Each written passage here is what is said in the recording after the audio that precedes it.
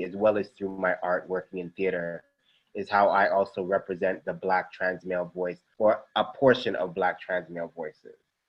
So basically, your fight is for the equality of people of color in our community. Yes, Now, yes, you say you come from a theater background. yes. Now, have we seen anything that you've done?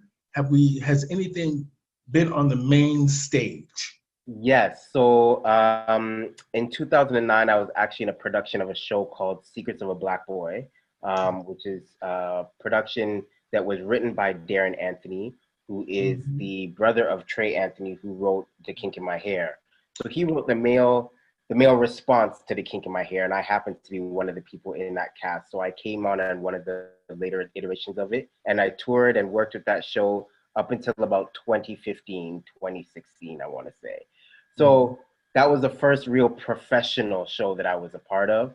And Mhm. then in 2015, I started writing my one-man show, 1111, and that got put on at the Riser Project at the Theater Center last year. So Mhm. I'm slowly making my rounds, doing little things here and there, Okay. Yeah. Well, I actually know Trey Anthony. She had me one Okay, year nice. perform when she did the show Miss Curvaceous Vivacious. You remember that? Okay, She did that yeah. at the Jewish Community Center, and she had me perform, and it was a wonderful experience. She's a great person. And then I used to hang out with her in her backyard and all kinds of crazy stuff and just chat. Yeah. Now, you say that this is your passion. Your Yeah. passion is advocacy. Mm-hmm. And Yeah. I also saw something where it says that you are a traditional healer. What does that Yeah. mean? So, so my background, I am half South African. So Okay. my mother is South African. My father's from the West Indies. So on my mother's side of the family, there are traditional healers, and in South Africa, traditional healer in South Africa is called a sangoma. In Jamaica, in other islands, you might go to what they call an obia man.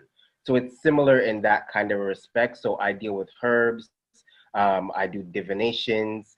I'm able to assist people in healing them through things that they're going through in their lives. So I'm able to see what's happening past, present, and future, and assist them in how to get themselves through those situations. So that's one of my purposes on this earth. And I use that alongside the art that I do as a way of healing people. So when people come out to see me perform, it is a form of healing for them to see themselves represented. Okay. So are you an actor or a Yeah. performer? I'm a bit of everything. Okay. I call myself a Jamal of all hustles. I Okay. started out acting. That was initially all I wanted to do. And then, Mhm. of course, life leads you down a different path. And I started writing my own show. So I'm also a playwright. I stage manage for other artists as well and production manage Mhm. and slowly getting to directing. So I do a bit of everything, really. I do a Okay. bit of everything. So I would say I'm an artist more than Oh, anything. I always say I'm a starving artist. I'm trying to get there. Um, Now, do you take part in any social groups now or recently in the last few years in the LGBT pronoun community? For a long time, I've been a part of the House of Monroe. So Okay. I've done work within the ballroom community. So we do community events. We throw balls, but we also go out and assist the community in different things, whether it's with food drives, taking part in the AIDS walk, etc. I used to also be a part of BQI, so Black Queer Youth, which is a part of supporting our youth soy. So I've been doing stuff in little stages here and there. I've worked in clubs, I work in the community. People know me for doing that kind of stuff. And I'm Mhm. generally just around as a mentor to anybody that needs assistance. Okay. Now, I'm going to get into a few things about your life a little bit later on in the show. I want to talk about a couple of things that I think maybe you can help explain to our audience. Now, in the last few years, as you know, I was very active in the Pride Parade and I've been performing in the community for over 30 years. So I'm Yeah. very in tune with what's going on in our community, whether it's Hmm. good or bad. We hear it all. Yeah. And when you do drag, you see it all. Yeah. So um, there has something that came up a few years ago about a group called Black Lives Matter. Have you heard of this group? I Are you have. part of this I know group? people that are part of it. Okay, you're not a part of it.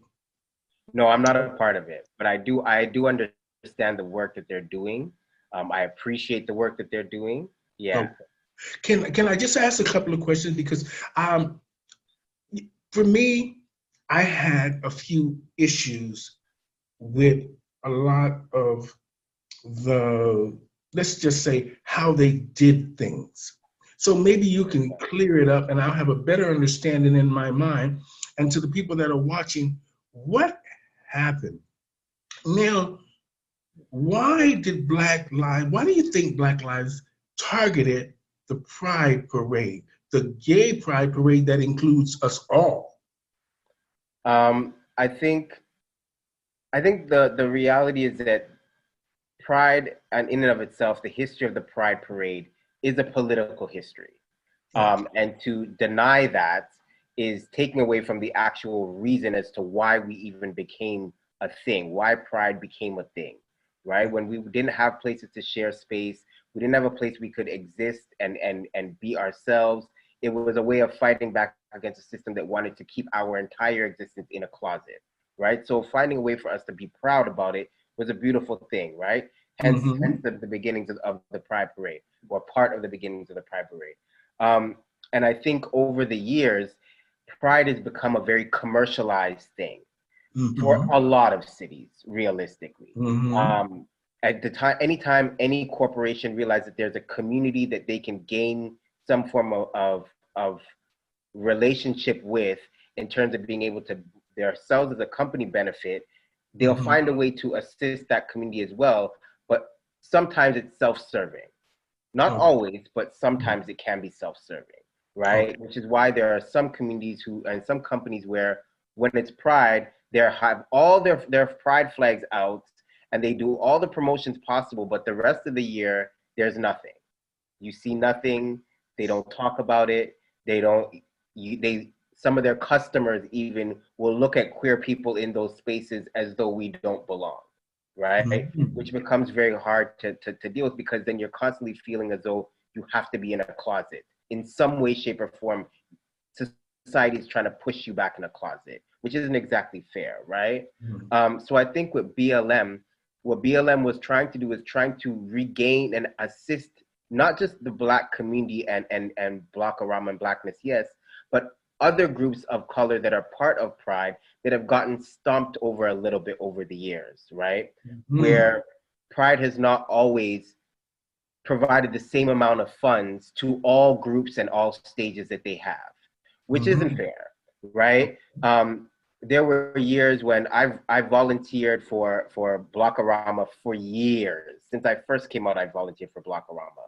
And there were years where initially we were at the stage at Wellesley Station across from Wellesley Station in that parking lot, right? And Mm-hmm. then one year out of the blue, saying nothing to the group that was running Blockorama, we got moved to the parking lot behind the beer store, which No, as most people know, the crowd that comes out to Blockorama in it's no way, huge. shape, or form can Yeah, it's safely, huge. right? It cannot safely exist in that small parking lot. It can't. Yeah, And I what was understand. happening? Injuries happened.